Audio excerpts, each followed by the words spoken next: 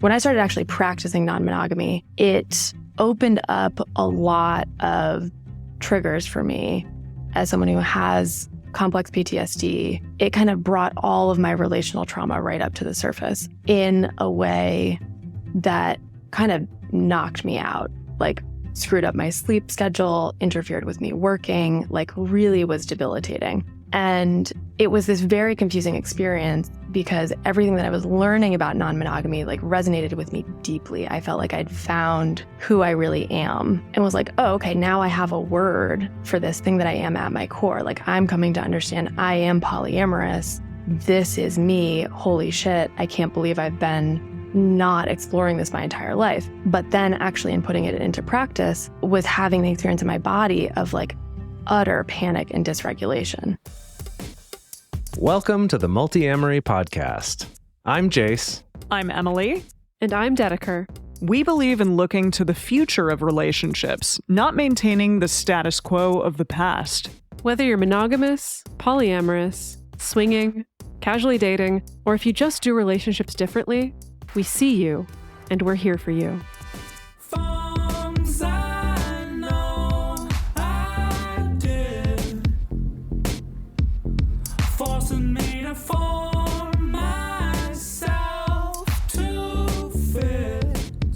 On this episode of the Multiamory podcast, we're going to be getting into topics that are especially important for people who are new to non-monogamy, or if you know someone who's new to it, maybe you're so old hat that you've forgotten what that was like. But if you're opening a relationship or just getting into this for the first time, a lot of really intense emotions can come up, and those can sometimes be ignored or not really given as much attention as they could be from the larger polyamorous community who's kind of figured some of that out already. And to do that, we are joined by Irene Morning to talk about some topics from her book, The Polyamory Paradox. Irene Morning is a somatic pleasure coach, intimacy educator, polyamorous human, and author of the bestselling book, The Polyamory Paradox: Finding Your Confidence in Consensual Non-Monogamy. Through her coaching, workshops, writing, and in-person sex-positive events, she guides others in creating relationships that fulfill their unique needs and desires. Both her work and personal life revolve around the belief that centering our own pleasure is not only healing on an individual level, but also in service of interdependence and collective well-being. Irene, thank you so much for joining us today. Thanks so much for having me. I'm happy to be here. Yeah, we're really sad that Dedeker couldn't join us because I think the two of you have a lot of overlap in terms of the work that you do. She also does somatic coaching as well. So I'm curious because hers, I think, focuses less in the pleasure aspect. Can you talk a little bit about what it is that you do and what somatic experiencing and what somatic coaching means to you? Yeah, totally. So I think the place that feels important for me to start with that is just in clarifying my background as far as like training and credentials here. I have about a decade of operating in the wellness industry and doing mostly body-based, yoga-based stuff. I have a master's degree in yoga therapy. And when I talk about somatic coaching, I mean kind of adapting everything from that background, primarily in yoga, and fusing it with my other professional background, which is in sexual health counseling, and bringing those together. So I'm actually not trained in somatic experiencing, which is a specific modality. When I'm talking about somatic coaching, particularly somatic pleasure coaching, I'm talking about how are we getting into the body in terms of postures, breath work, guided meditation, self-awareness as we're journaling, to be pleasure oriented and to work on whatever it is that we're working on through the lens of pleasure.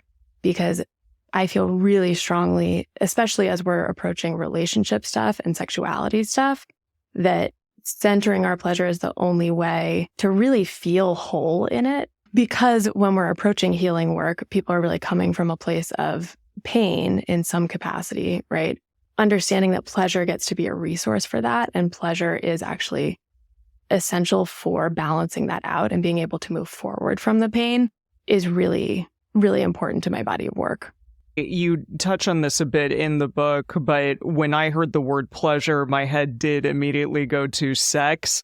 And I thought, okay, this is going to be a book more about sex than certainly our book is. And while you do touch on sex some, you talk about pleasure as being sort of a whole body thing that isn't just about sex and can, as you said, be used to sort of help facilitate healing. Can you talk a little bit about that and why write a book with pleasure being so intrinsically like a part of what it is the book is about? The framework that I put forward in the book, the framework that I use with all my clients, I call it holistic pleasure, but it's really just to say that we as humans, everything that we experience can kind of be boiled down to, I like this or I don't like this. And I mean, obviously that's a very reductionist framing, but most of how our body is set up is to give us that yes or no. If this is a no for me, I want to move away from it, right? Like it doesn't feel good for me. It's probably not serving me on a biological basis. And if it feels good to me, I'm going to lean into it and try to get more of it. And so much of how our culture is set up is to actually disconnect us from listening to those body signals.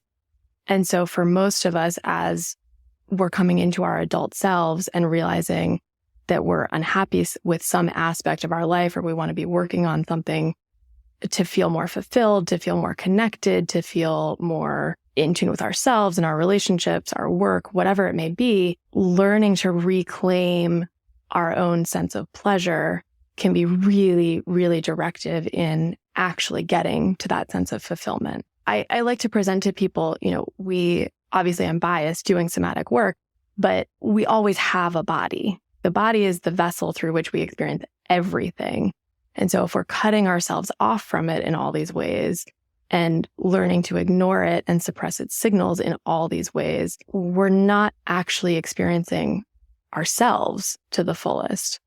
And because we live in this society that has so closely paired the concept of pleasure with sex, and we're such a sex negative culture, in order for us to move through some of that, we have to reclaim our sense of pleasure.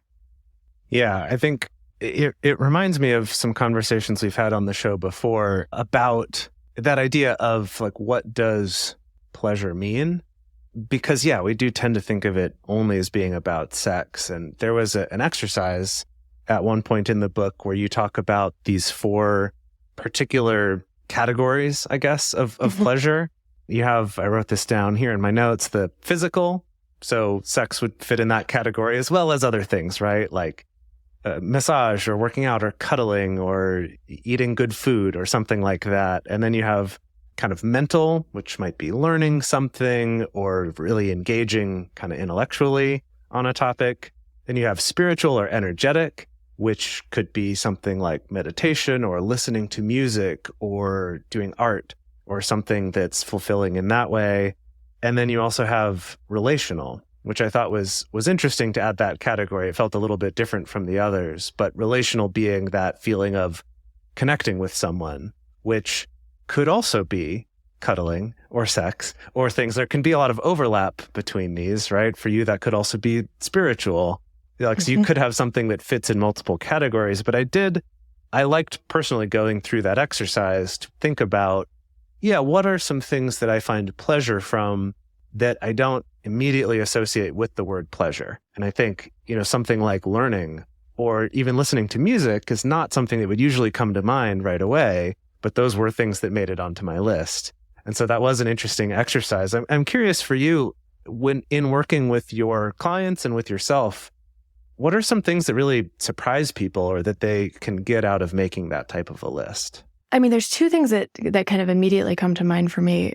One is the clients that come to me wanting to work on things related to sex. We always start with that sort of inventory of like, we're not just going to dive into what's happening in your sex life. We're going to look at, are you engaging your sense of pleasure in other areas of your life?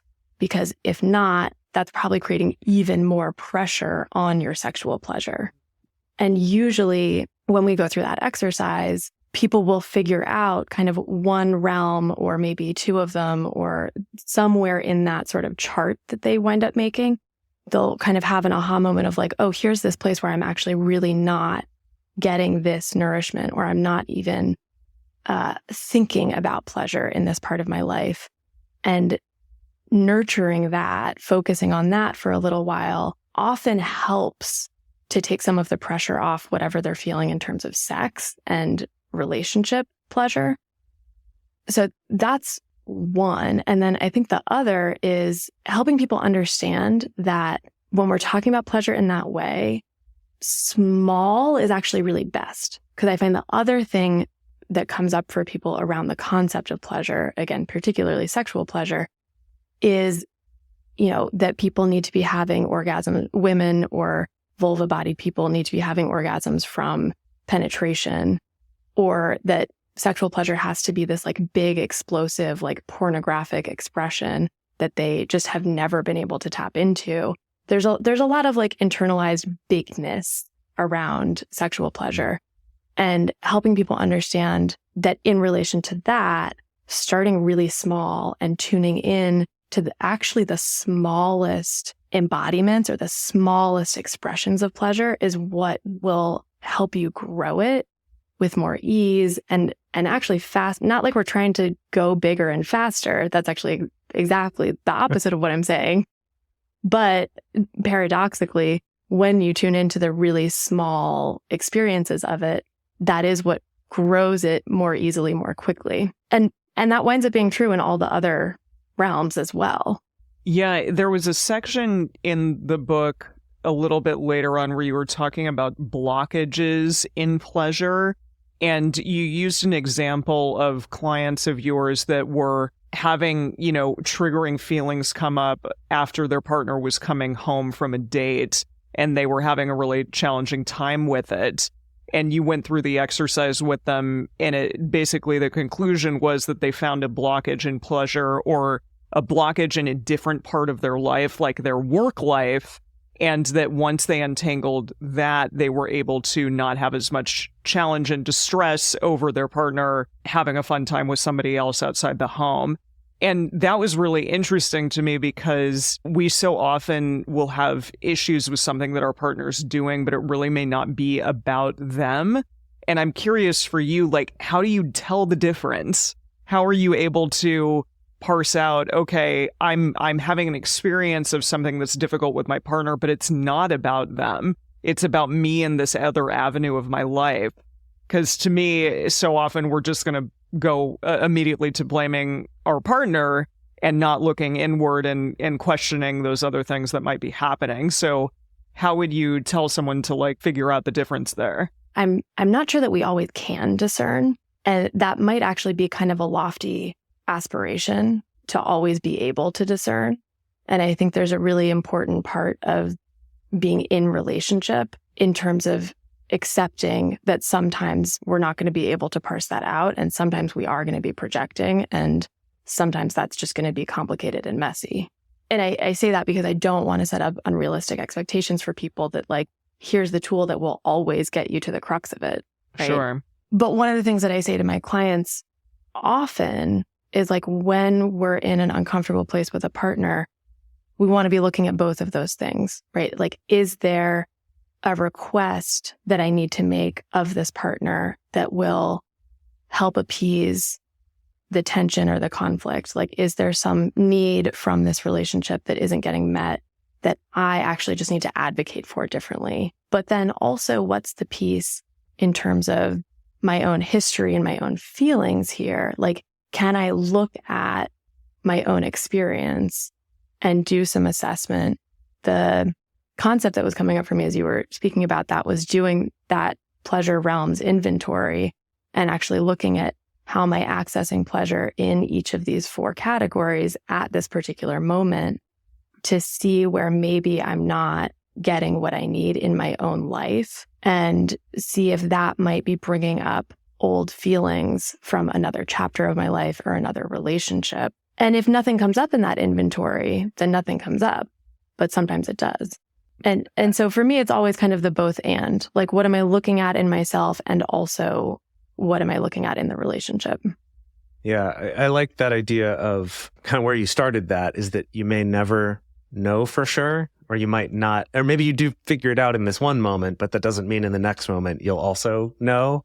I think that's, in general, just a good thing for all of us to keep in mind is that I think when people are doing relationships, which, involves a lot of feelings, intentionally so, right? Relationships have a lot of feelings involved, is that because that's scary and because that kind of introspection can be hard and we don't see it modeled a lot, right? Instead, what we get is people posting some kind of relationship advice on social media that's a very black and white, do this and you're happy, do this and you're not. And it takes all different forms, right? From the kind of more pickup artisty world or like a very, woo-woo spiritual tantra kind of way of approaching it and everything in between, right? There's this whole realm, but where we all want these easy, if I just do this or if I always follow this, then I'll always do it right. And I just think it's so important to take a moment to sit with that and remind everyone that's not how it works. And that part of this is learning to be better at realizing that it's always an exploration. And that honestly, if it wasn't, we would all lose interest in relationships immediately anyway. If it really was just like follow these rules and you do it, we'd all be like, yeah, relationships are boring. I'll move on to something else. Yeah. I mean, also the thing that comes up for me as you're saying that is kind of thinking about people's intentions as they're getting into non-monogamy and as they're approaching the transition from monogamy culture to trying to participate in non-monogamy, whatever that means for them. I feel like I've been having a lot of conversations lately of people curious about it. And this is something that I see, like, I think as non-monogamy is becoming increasingly mainstream, not that it's mainstream, but, gaining popularity, gaining visibility, gaining resources, importantly, a lot of people have curiosity about it and want to start dipping a toe in it or think it sounds appealing for X, Y, and Z reasons. And I'm watching people get really kind of fixated on figuring it out before they're in it fully, like thinking that they can figure out what structure would suit them best, which I think is an important exercise, right? Like I want people to be having that thought process, and you really don't know until you're putting it into practice. Sure. And so understanding like not what are the tools that I need to get it right, but what are the tools that I need to keep evolving, because I'm going to keep evolving no matter what the thing is in front of me.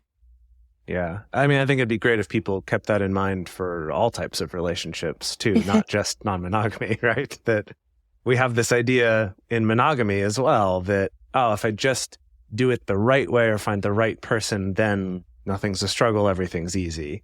And that's also not how that goes, right? We're just exactly less likely to blame it on monogamy because it just seems like that's the water we're swimming in, so we don't even see it.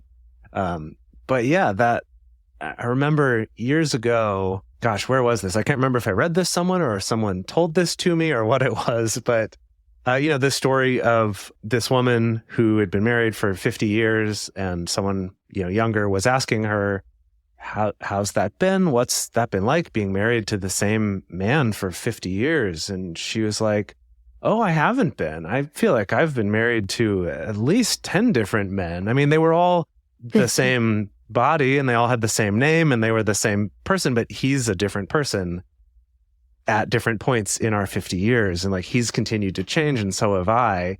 And so it's a kind of, we have this idea that, you find this one thing, it stays static. And that's just not how it works.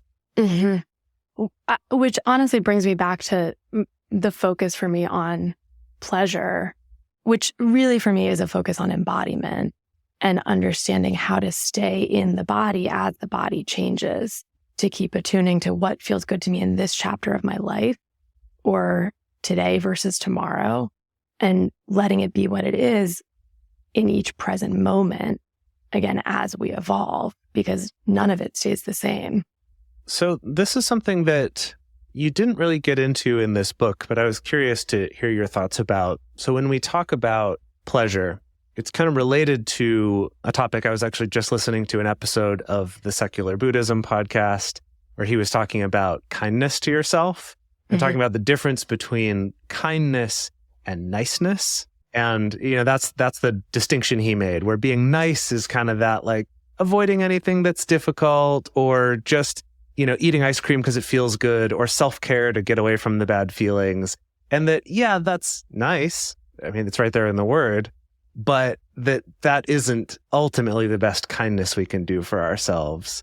And so when it comes to pleasure, I feel like there's that same concept, right? Of how do you distinguish between what's just seeking pleasure all the time versus what's, I don't know how to describe it, kind of a more holistic, more kind type of pleasure for yourself, or more long lasting, or however you want to describe that. You'd probably do a better job than I would. Well, I mean, if I can take a stab at kind of synthesizing that, the word that kind of comes forward for me as you're asking that is fulfillment. And that feels like an important differentiator for me around what I would maybe call holistic pleasure versus straight up hedonism. And I'm a fan of hedonism. I can get down with hedonism, not bashing hedonism. It's not the framework from which I coach, because we can burn out, it's not sustainable for most of us. For some people, cool. But I think part of what I'm getting at in those four realms and asking people to look at them all together is, if we're just following the thing that feels good in one of those realms, like if I'm just leaning on a body-based pleasure that is actually somewhat fleeting, and I'm not tending to what is mentally or emotionally or relationally or spiritually also giving me pleasure, I probably won't actually be able to stick with that for very long. It probably won't serve me for very long. There's something about looking, and also I should say, for, the therapists out there listening, or anyone who knows this model of pleasure is actually kind of adapted from a biopsychosocial approach to humans and healing, which says we need all of these different layers of ourselves to be met and supported in order for us to be our fullest self. And it's kind of just taking pleasure and applying that to, okay, we have different parts of being human. We have different aspects of being human. How do we make sure that they're all working together?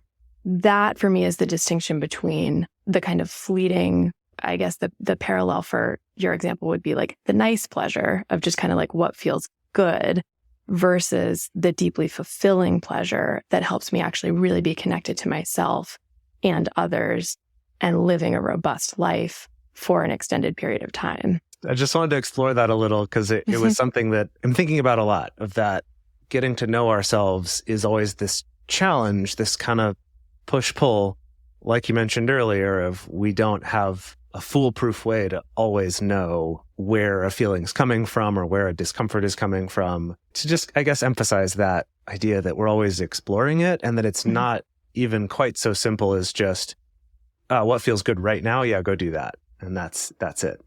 Yeah, I think the other thing that feels important to mention on that is that I don't think of pleasure in terms of avoiding what's uncomfortable or challenging or even painful for us. I like to talk about it as resourcing for facing those things. So if we recognize that we're using pleasure to just as certain forms of escapism, that's not really what I'm after here.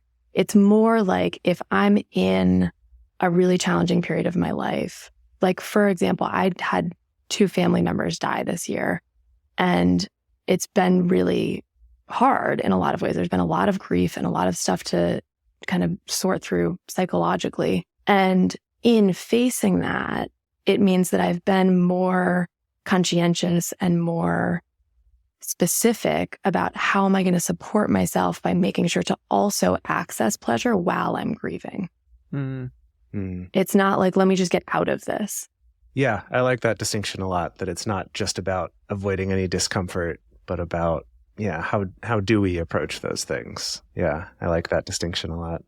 Yeah, and I talk about that some in the book too, in terms of facing conflict with partners. It's how can you actually use pleasure? And when I'm talking about pleasure in that realm, it's really meant, when I talk about it as a resource, it's really meant in terms of self-regulation or co-regulation. How do we use pleasure to regulate so that we can be in the parts of our nervous system where we can communicate effectively? Yeah, we just had an episode about spiritual bypassing, and I think it is tricky because so often we want to use things in our life that really are there to deepen and motivate us and make our lives better, but sometimes they can be used as a crutch.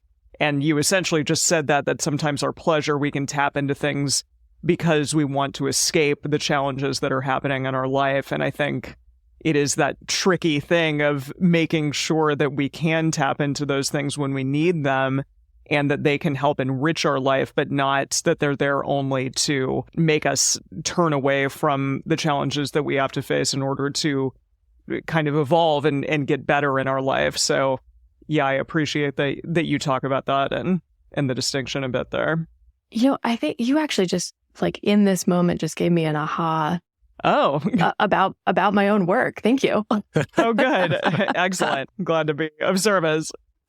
So often when I'm kind of explaining this framework to people, I'll set it up as like, for example, dancing might check off all 4 categories for you, right? You might be doing a pleasure inventory and put dancing under physical pleasure, under mental pleasure, relational pleasure, and spiritual pleasure. What I have not framed yet that I think I'm going to dig into a little bit more is it may actually be a good way to check if something is in support of you in a holistic way, to say like, okay, I'm tapping into this as physical pleasure in this moment. Does it also support my pleasure in the other 4 realms, right? Because like with spiritual bypassing, if we're doing something that gives us pleasure, like let's say I don't know, eating ice cream to feel good, but that's not actually going to support my physical pleasure, right? Like it's going to give me a stomach ache, but I'm doing it because it gives me emotional pleasure to avoid something else or to be a placeholder for something else. I'm regretting this example a little bit because I actually really don't feel that way about ice cream, but it may actually be helpful to put that in the category that you're you're using it for in the moment, and then say, does this serve my other realms of pleasure, or am I actually using it to the detriment of a different realm of pleasure? Like a checks and balances system. Yeah, that's an interesting distinction. Yeah, that's a fun way to think about it. Yeah, because I think definitely you can have certain pleasures that really do only check one box potentially, and that's okay. But I agree, if it's at the detriment of other things, then that's where maybe the issue comes into play. And that's where maybe it's not going to be serving you in the way that you ultimately want it to. Awesome. So we want to get into a little bit about the book itself. Why is it called The Polyamory Paradox?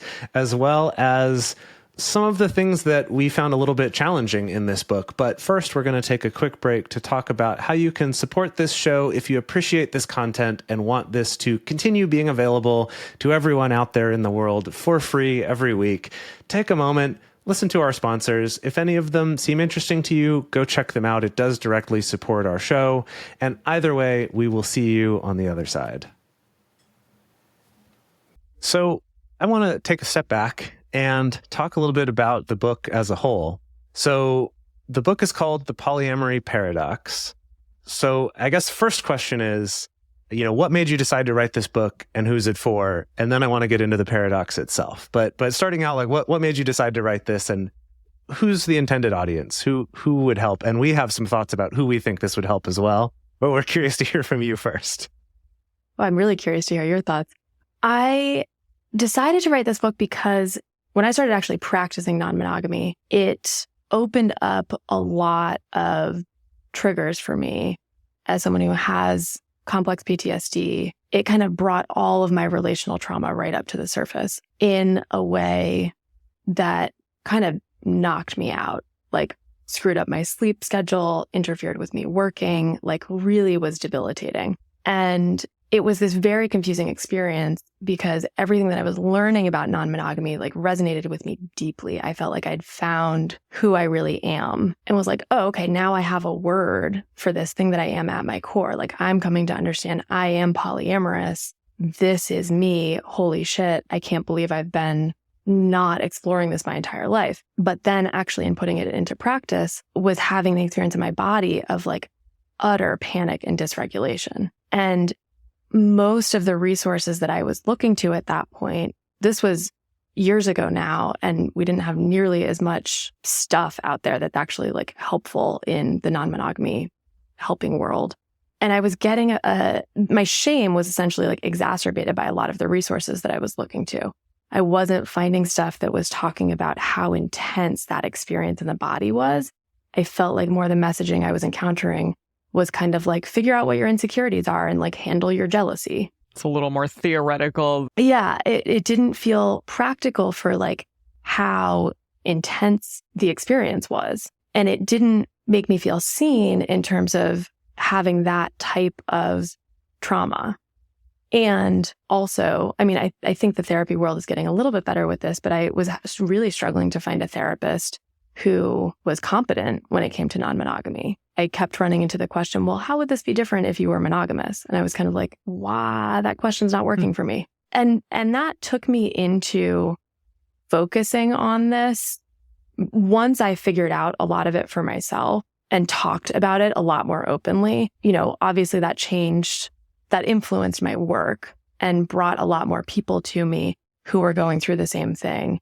And the book was really meant to be the resource that I wish I'd had at that point, that, you know, that a lot of my clients were kind of wishing that they had, to help with some really practical stuff of like, how do we think about moving through this transition, right? Shifting from monogamy to non-monogamy when it brings up some really, really, really hard stuff in our bodies. Yeah, that deprogramming aspect, or kind of the unlearning and the lack of role models and things that we have, all makes it challenging. And so yeah, to go to my impressions reading it, you know, who I think this book is best for, it definitely feels like, because it's a lot based on your own story of coming to this. And so I would say it's great if you want a book that really acknowledges those struggles and that feeling of panic and stuff when you're new to it. And particularly for people opening up previous relationships, that seems to be a through line through a lot of it. Like a lot of it's based around a lot of focus on this one sort of primary couple that's opening up and exploring this, and the kind of ruptures and challenges and things that can come up through that process, as well as, I guess, just like being someone who's new to it and going through that unlearning kind of process. It was interesting. So Emily and I were discussing, you know, before you got on the call, our own experiences of like, which parts of this do we relate to and which don't we?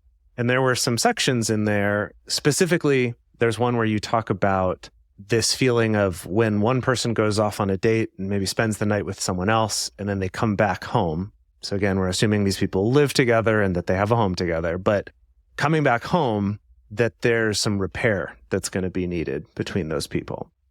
And it's interesting because when I read that, I was like, no, I disagree completely, because that's not even at all my experience of my relationship right now.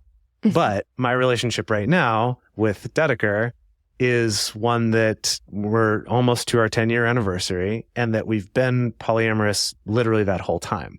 Right. Mm-hmm. So we're not in that situation. We're not who this is really written for, I would say. Mm-hmm. And then Emily and I talked about when we first opened up. No, yeah, Exactly. we could definitely identify with that feeling of, oh God, you know, this is an uncomfortable feeling that we need to somehow fix. And I'd say, ironically, sometimes our efforts to fix and do that repair can actually cause some of the other problems.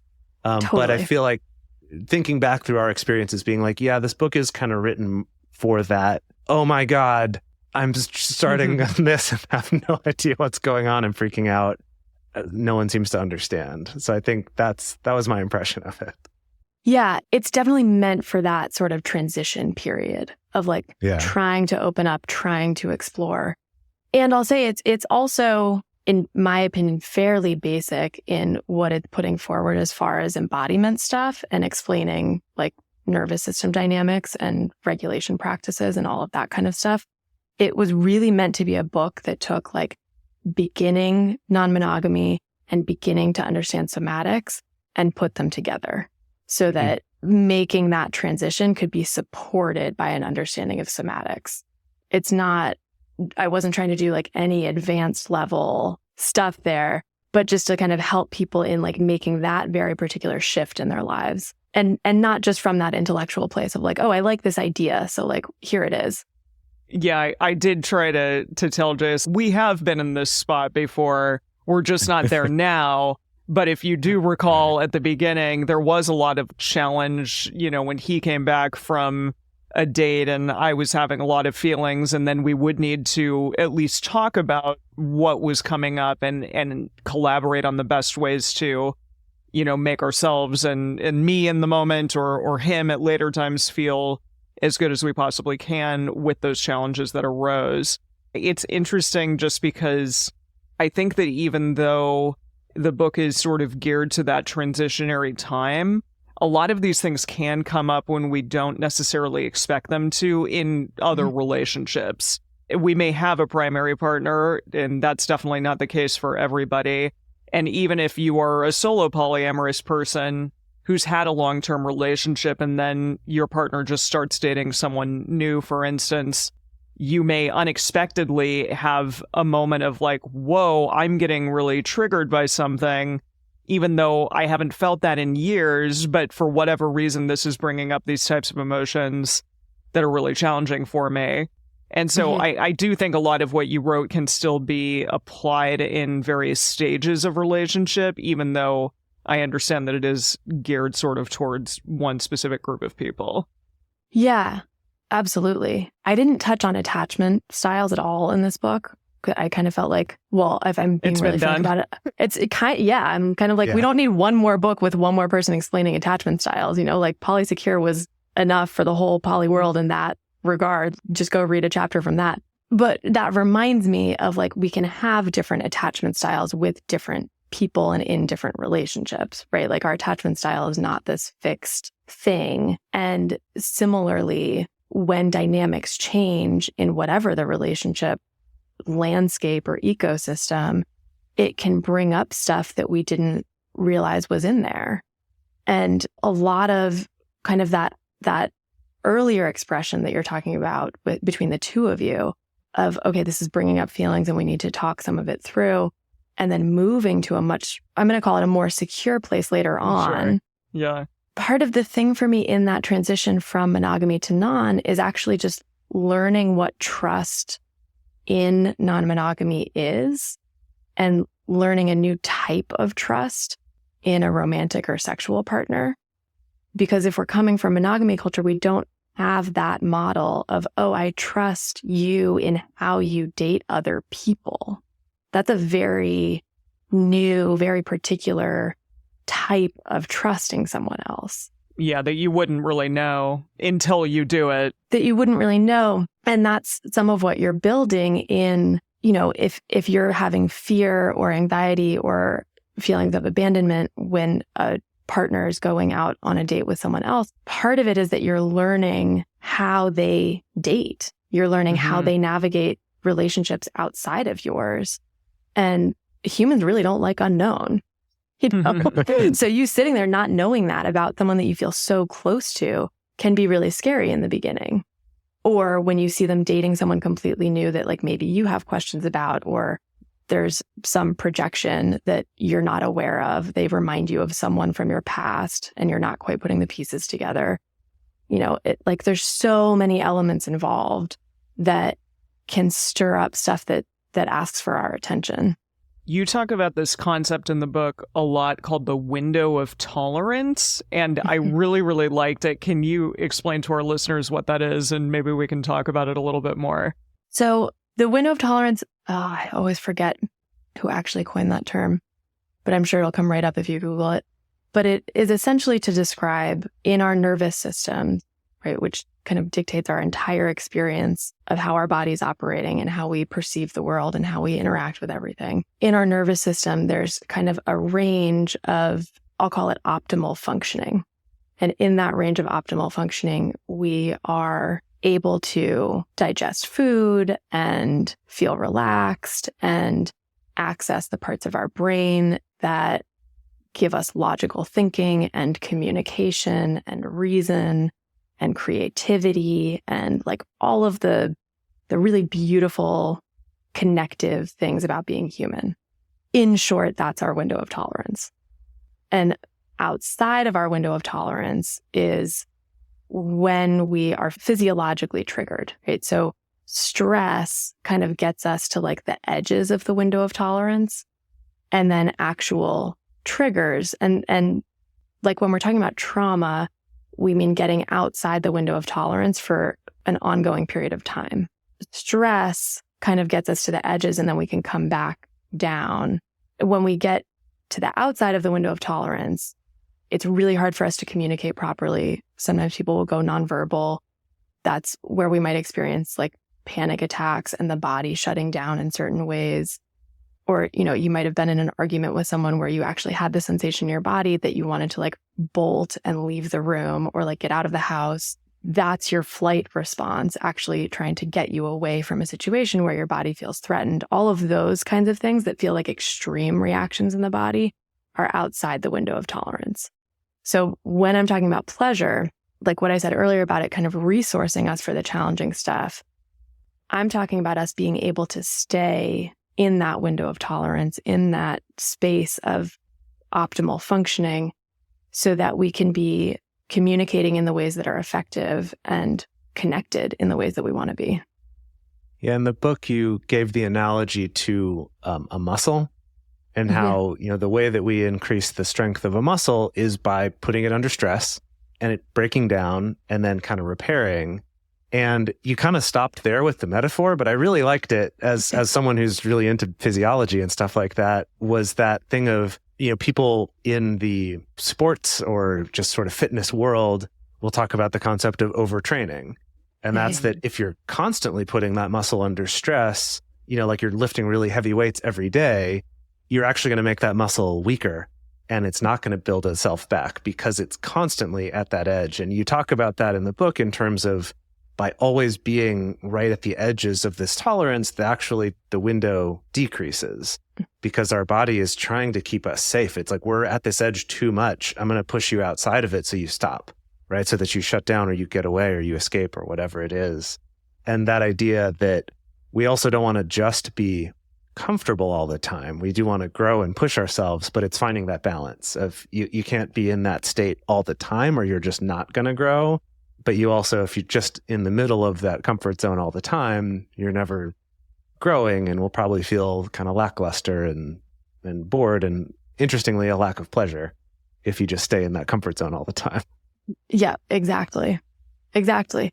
And I think, I was bringing it up in the book in terms of talking about opening up an existing relationship or building a relationship that's going to be open in some capacity, where if one or both of the partners are experiencing that as intensely stressful or even triggering, we need to look at the pacing of it.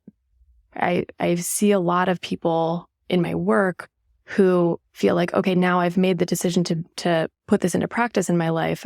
I'm non-monogamous now. It's balls to the wall. We're dating everyone. And that doesn't actually allow for our nervous system to fully integrate our sense of safety in what we're doing. So they're trying again and again and again to get more comfortable with it, but not taking the pauses or the sort of like downtime in between those experiences to fully integrate and digest them and orient to how safe they can feel with what has happened, to kind of then like take that sense of safety into the next experience and have it hopefully be a little bit less challenging. I like that idea that you do it just a little bit at a time to kind of get your body to regulate. We're sort of going to be potentially pumping the brakes if somebody is having a challenging time with non-monogamy.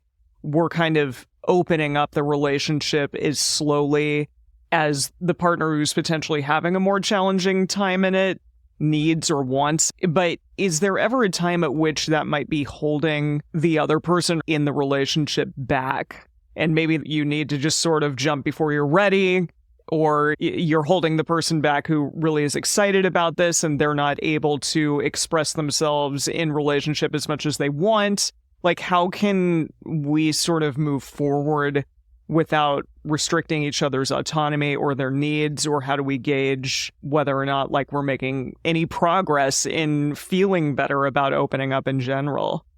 This question and the answer are kind of so multifaceted for me. And this is where I have some contention with some of the stuff, like the I don't know, I guess like more traditional line of thinking around non-monogamy that I felt like I was encountering a lot when I was first starting was kind of along those lines of like, you'd figure out your insecurities, you deal with your jealousy, but like you do not impede upon your partner's autonomy. And there's a couple pieces for me where I think about non-monogamy very much more in terms of like ecosystems. And it feels easier for me to say, can we go a little bit slower if we're thinking about this as a whole ecosystem? So what does that mean to you? So like, I feel like some of the pushback around asking to go slow is often like, okay, well, that means you're asking another partner to slow down, or it's not taking into consideration how a partner outside of that couple, like the other partner that someone might be dating, how they would feel about it. And there's a communication piece with any like external partners.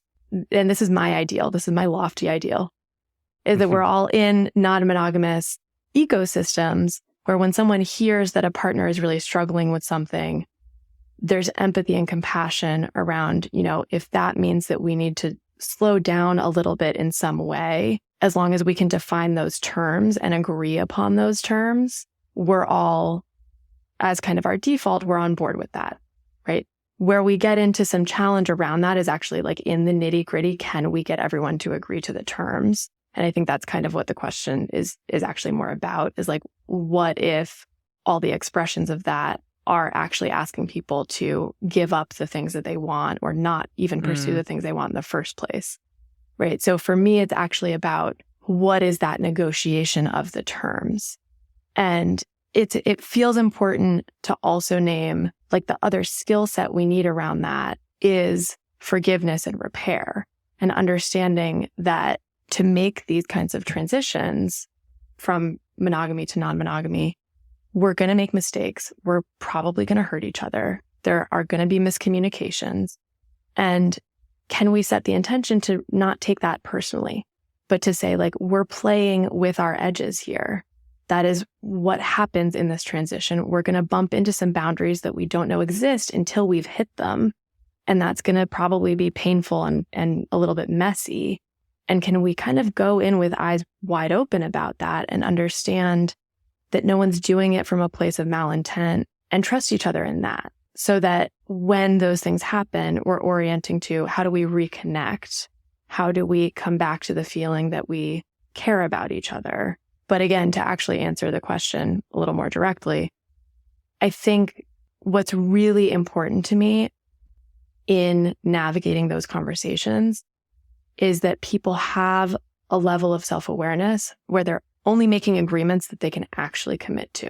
So the person who's maybe asking for slowness, asking in very specific terms what that means for them, also agreeing to points where we revisit and assess and get clear about what is it that we're assessing?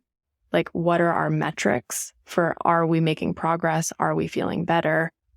I mean, all of it gets very specific, right? So making specific requests for what the structure is, making specific dates that we're going to check in, making specifics about what's the assessment, how are we trying to measure this?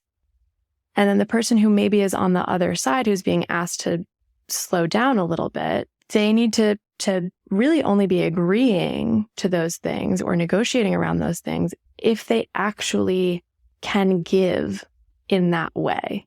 And that's where I see really a lot of like trickiness around this, where I see couples trying to navigate that and someone agreeing to it, but then constantly saying, you're holding me back, right? Or constantly bringing it back to, well, I wish I had more freedom to go do X, Y, and Z, but because of where you're at psychologically or emotionally, I'm focused on you. And it's like, well, it's not really that supportive or caring if you're making me feel bad about it.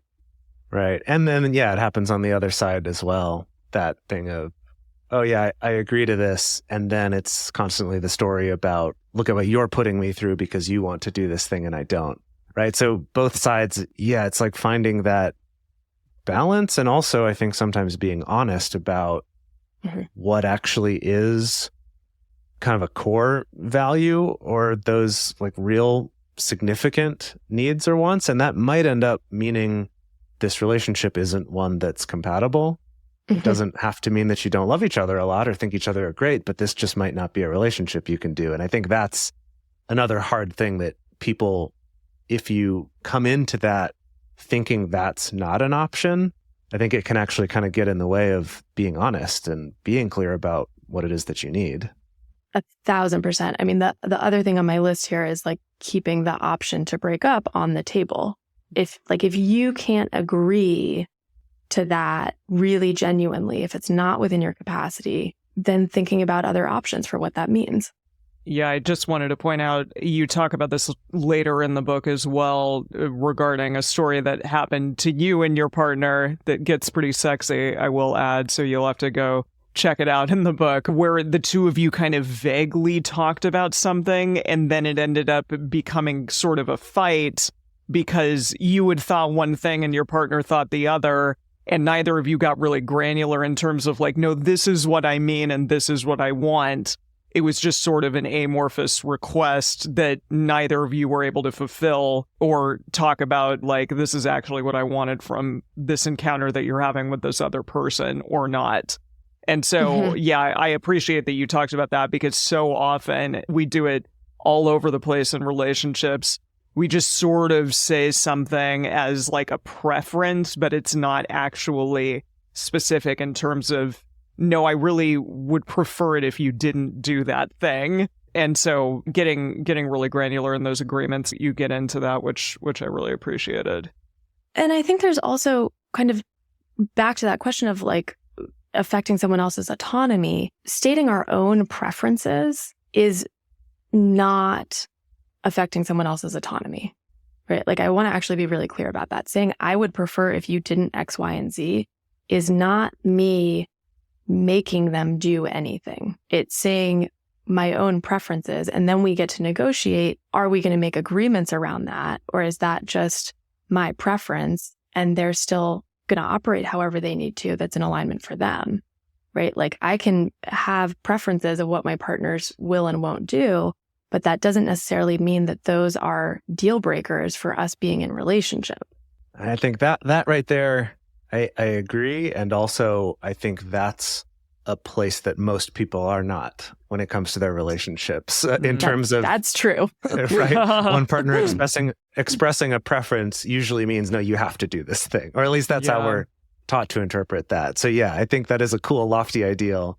But boy, there's a ways to go to get there. Yeah, and I think, it's the difference between expressing a preference and making a specific request, right? If I say, like, I would prefer if you didn't do this thing, I'm not actually saying, like, please don't do this. And I think that's where I get into, like, we want to be specific, we want to be measurable as much as possible. Relationships are more complicated than what we can't make all the aspects measurable, but if we can set ourselves up with some of those frameworks, it can give us a good structure for working through what can be really challenging. Yeah, and that revisiting step, I mean, the reason why we talk about our radar framework all the time is that it's ongoing. It gives you that chance to check back in. And you kind of mentioned the importance of that. It's not just like we decide it once and now it's done. Or I stated this preference once and now I expect you to always know that that's what I want, because that could change, right? And so, that importance of checking back in is so key.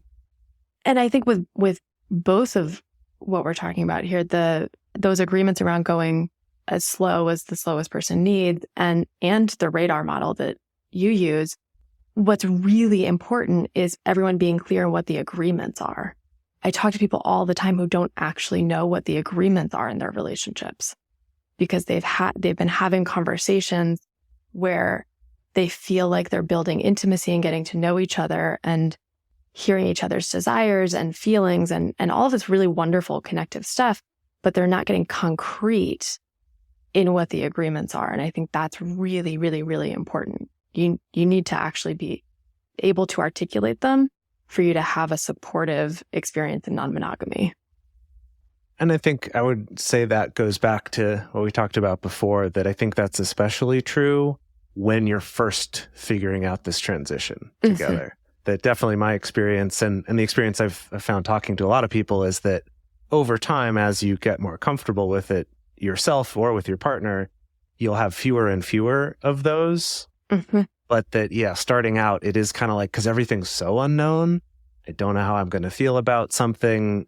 It's like this constant needing to check back in and reevaluate because you don't know, right? You're venturing into this new territory. So you want to stop more often and redraw the lines on your map instead of just being like, yep, we drew this up before we got to this land, but let's just go. This is the map we have. We can't change it. Let's go. Yeah, absolutely. It goes back to that, like, building trust in the new way of operating and building that security really with yourself to be in non-monogamous exploration. So to close out this episode, I want to get back to the question that we did not get to before, which is, what is the polyamory paradox? The title of the book, what is that actually referring to? It's referring to two things, actually, because I have ADHD and can never pick anything. One is the sort of paradoxical sense of, as we start to explore relationships with multiple people, that deepening our sense of intimacy with others. Right? So like in the example of opening a primary partnership, exploring relationships with other people can often deepen the sense of intimacy in the primary partnership. Whereas we think intimacy often has to be cultivated by focusing on that particular relationship, moving into relationship outside of that can actually strengthen and deepen it. But the thing that I focus on more in the book, the paradox that the book is really meant to support more, is the paradox of what I was describing earlier of, I really identify with this. I am polyamorous, and the experience in my body is that maybe being polyamorous is actually going to make me explode. I think Clementine Morgan actually has a perfect quote around this of like, I want this, but I'm going to die, or I feel like I'm going to die. Like I really am drawn to this thing, but it is also entirely too much in my body. Irene, this has been really great. I got the feeling as I was reading the book that there's just like so many different things to talk about in this space. And it's so fantastic to meet and read different resources regarding non-monogamy, just because it's such a vast, huge topic. And I found myself over and over again as I was reading it being like, yeah, I hadn't thought of that before. And, we've been steeped in this for 10 years. And yet there are still times and there are still things that I can read where I go, I have never thought of that thing in that way before. So thank you for your contribution to this space as well. Oh, thank you. I take that as a huge compliment. Where can people find more of you and your work, and where can they get the Polyamory Paradox? Yeah, thank you so much for having me. My website is irenemorning.com, IreneMorning. And I am also on Instagram as Irene_morning. Those are the easiest online places to track me down. The book is available on my website, but also through Amazon. Excellent. Great. Well, thank you so much. And to you, our listeners out there, we have a question for you that we're posting on our Instagram stories, which is, what is one of your favorite types of non-sexual pleasure? I love this idea of exploring what does pleasure mean outside of just that. I'm really excited to hear what everyone says. And the best place to share your thoughts with other listeners about this episode is in the episode discussion channel in our Discord server, or you can post about it in our private Facebook group. You can get access to both of these by joining our exclusive community on patreon.com/multiamory. In addition, you can share with us publicly on Twitter, Facebook, Instagram, Threads, wherever you want to do it. Multiamory is created and produced by Emily Matlack, Dedeker Winston, and me, Jase Lindgren. Our production assistants are Rachel Shennework and Carson Collins. Our theme song is Forms I Know I Did by Josh and Anand from the Fractal Cave EP. The full transcript is available on this episode's page on multiamory.com.